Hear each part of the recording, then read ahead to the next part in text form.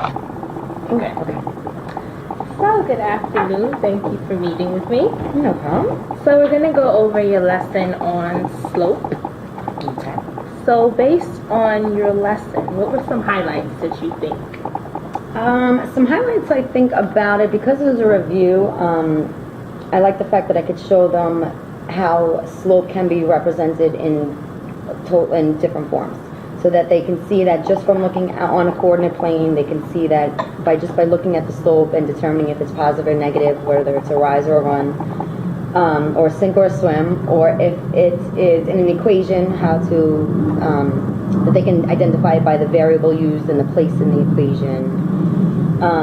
Just that there's many different ways that they can see slope. Okay. Do you think you met your lesson objective? I don't think I did. Why is that?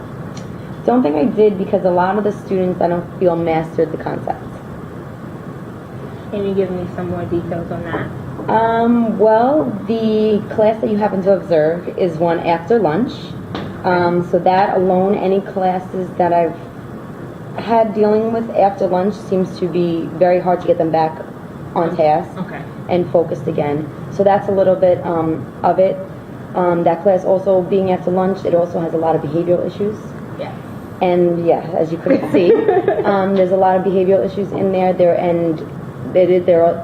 are a large amount of students in there, and because of there's only so many places I can move people, and still not be a perfect blend where we can get everybody's focus. I completely understand. And I also had the opportunity to observe one of your morning classes, so I definitely got the opportunity to see the difference. Also, with that, besides the behavioral issues after lunch, they also absences in that class. I have a high absentee list in there, and that room also, as you notice, does not have a smart board. Yes. So because of the lack of technology in there, I lose a lot of students' interest because I'm writing on chart paper or on the board that is situated in a part of the room where sometimes not all students can see it too well. That can definitely be a problem. Is there anything that you could have done differently?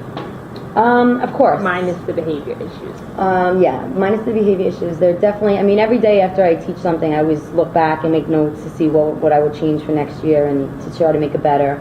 But next year, I think, because this was a review, I think I would probably have the students work in stations rather than as a whole group.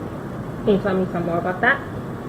Well, with the stations, I would probably have set up the groups at each station, have each station work on a specific way to identify slope. So one station would be maybe just students identifying slope off of graphs.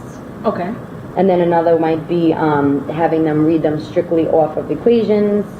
And another one also is having them do this off of the real life equations, where they can see why they have to do this. Good, because I do remember one of the students asking, why do we have to learn about this? That's one of their favorite questions. So can you give me an example of a real life situation you could use? Yes, we could speak about driving. We spoke about driving, whether we're driving up a hill or down a hill. We spoke about riding our bicycles. Okay. If we're riding, and then if we're maybe riding our bicycles and the difference in the speeds.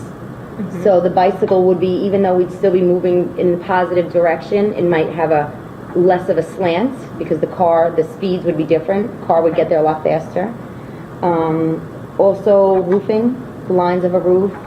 If they wanted to get their house needed a new roof, maybe maybe they have a flat roof and that's been having a lot of water damage. So now we need to have some kind of slope in it so that the water run off rather than pool on it. I think those are great examples. I also, if we look at the script, I noticed that you provided a lot of the explanations beforehand. For example, on the slide that discussed the difference between a positive and a negative slope. Like, what was your reasoning behind that? Okay, that I did because it was a review. Okay. Because it was a review, we've done that, but the unit before this we were interpreting graphs and the graphical analysis, so we did a lot of graphs. We didn't identify it as slope, but we did a lot of increasing and decreasing, looking at different types of graphs and situations. So do you think moving into this form of analyzing graphs, do you think they got this concept? This, yes, because like I said, this piggybacked off of another unit that we were basically working on graphs if they were increasing or decreasing. I think looking at a picture, they can say, oh, okay, that has a positive slope. Oh, that has a negative slope. Okay. From that, I think they can. Counting to get to it or those kind of things is a little different, but. Okay. I remember in our pre-observation conferencing, we spoke about questioning, and that was something you kind of wanted to improve on. Based on the lesson, I noticed that we asked, many of the questions came from the slide, and I understand that you said that was a review. Is there anything specific that you use to help you generate questions? Yes, for my questioning, I use a lot of past state exams. Okay. Just because of the wording itself. I also use a lot of different resources, like as websites, or I have a lot of textbooks. Certain companies, I like the way they question. Other companies, I like their examples. Okay. That way. But I also have a test generator. But I do like using the past test only because of the wording. Okay. Because the state has a specific way of wording it that I like. Once we do specific topics, I like them to see that is how they would. The same question they could do on the board with me, I might give it to them as a state question, and they might think they don't know how to do it. Because of the wording. Because of the wording. Okay. But if I show them that this doesn't have all the words, I'm telling you, okay, find X. This is telling you a whole story, but basically asking you to find X.